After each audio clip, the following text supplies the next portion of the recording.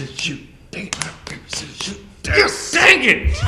Look who's starting off this week's newscast. Ha ha, whatever. Happy Friday, Mavs, and welcome back to McCutcheon's Best News Broadcast. Wait, we're the only one, so does that mean we're also the worst? Look, don't be so pessimistic about all of this, okay? Prom's coming up soon. Look at the positive. Well, good thing our favorite comedy duo made a video about it. Roll that clip, Cody. I'm here with former Prom King, John Beaker. How are you? Good. So, how has being Prom King kind of affected your life? Quite frankly, it's impacted my life a lot. Back in Plymouth, it was a pretty big deal to get this because they would give you a key to the city. And for the summer after my senior year, I got free meals at all fast food restaurants. Wow. Yeah, so it was a big deal back in Plymouth, back in the day. Do we have anything like that for like McCutcheon? McCutcheon, you get a pat on the back, that's about it. What do you think are some good qualities of like a Prom King queen? Overall, prom kings and queens probably are students that people get along with.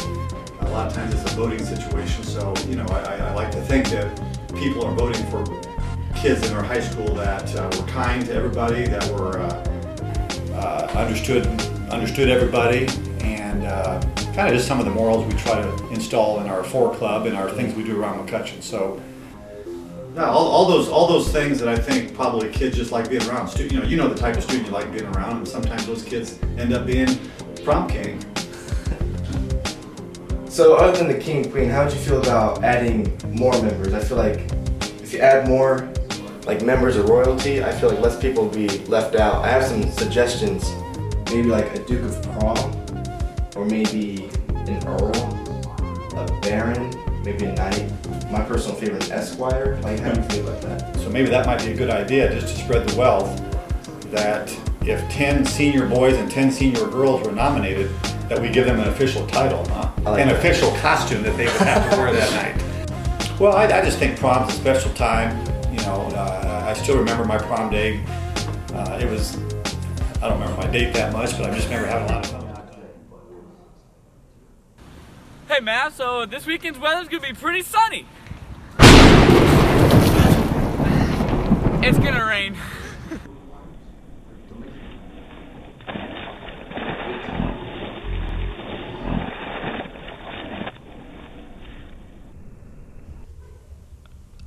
I didn't know that it was going to rain this weekend. Yeah, me too. Oh, did you also know that? Yes, I did. But I didn't. I know.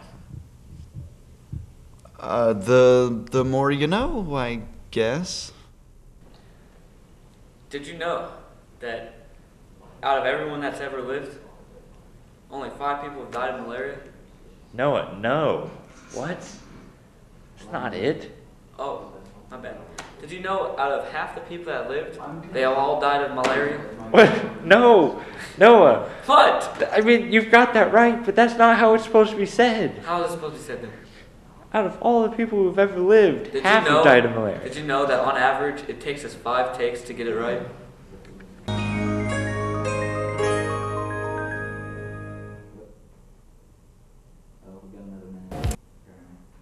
So here with us today is we have the track and field team from McCutcheon. So we're gonna have them introduce themselves and ask them a couple questions, just get to know them a little better. So I'll let you begin. Alright, hey, my name's Josh Kaminsky and I like to throw heavy balls.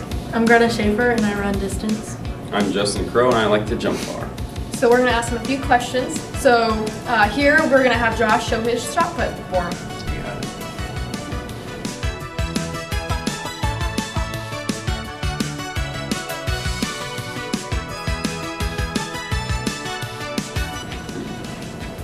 So, Greta, how does it feel knowing that you have chocolate milk at the end of the finish line? Chocolate milk definitely helps me run faster. Probably the only reason I run. Okay, so Justin, so how often do you think you get sand in your shoes? About every jump. You don't even have to jump to get sand in your shoes, it's just always there. Nice.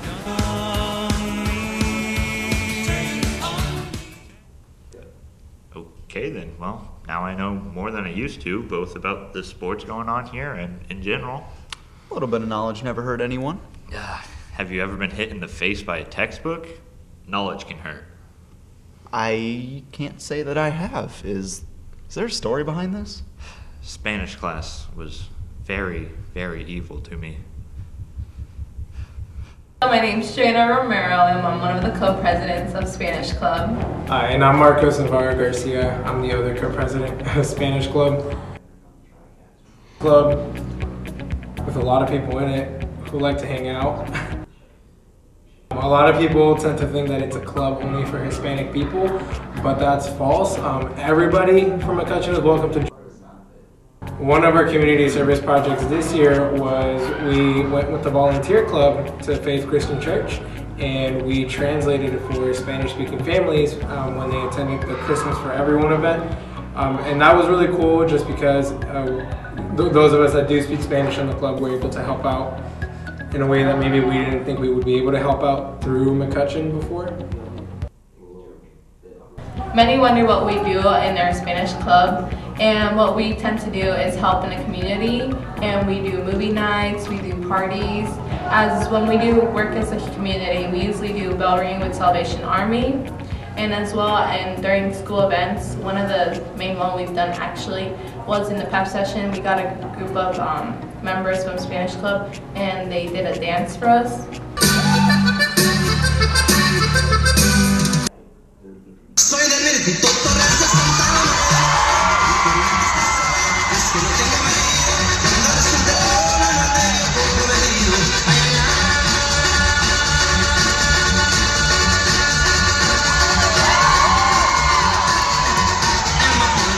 I'd love to see more of you join next year because, like I said before, everybody from McCutcheon is welcome to join, so we'd love to see a lot more of you people out there, even if you don't speak Spanish or are Hispanic. We welcome everyone. Go Mavs! Just can't think straight right now. Je ne parle pas français. Je ne parle français. Je ne parle pas français. Je ne parle français. Je ne parle pas français. Je ne parle pas français. Je ne parle français.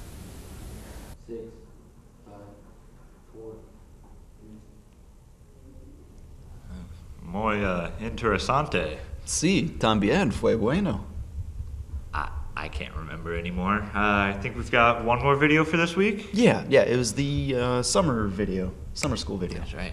Well, Weeks, we're going to leave you off with that video. We'll see you all next Mav. Wait, what? And as the Italian army said to the Central Powers during World War I, ciao.